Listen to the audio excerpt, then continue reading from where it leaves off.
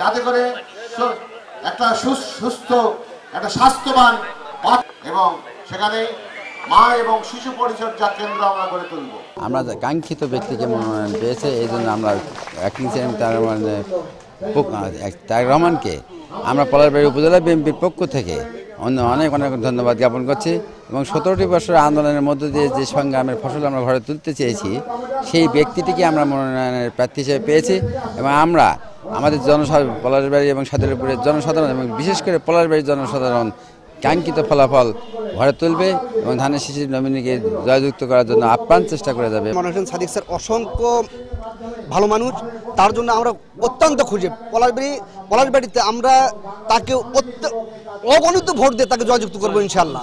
আমাদের ভারপ্রাপ্ত চেয়ারম্যান জনাব তারেক রহমান, যিনি বাংলাদেশের মানুষের কাছে এখন আশা আকাঙ্ক্ষার মূর্ত প্রতীক, নতুন বাংলাদেশ গড়বার যিনি প্রত্যয় ব্যক্ত করেছেন, যিনি তার প্রজ্ঞা, মেধা, মননশীলতা, বিচক্ষণতা দিয়ে বাংলাদেশের সমগ্র মানুষের হৃদয়ের মধ্যে প্রসারিত হয়েছেন, সেই আমাদের প্রিয় নেতা জনাব তারেক রহমানের প্রতি কৃতজ্ঞতা জ্ঞাপন করছি আমাকে মনোনয়ন দেবার জন্য।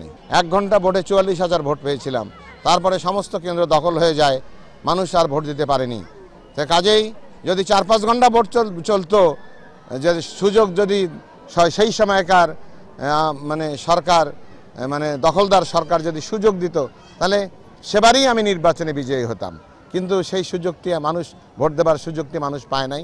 এবারে আমরা আশা করছি যে সুষ্ঠু, অবাধ, নিরপেক্ষ নির্বাচন অনুষ্ঠিত হবে, সেটি আমরা প্রত্যাশা করি।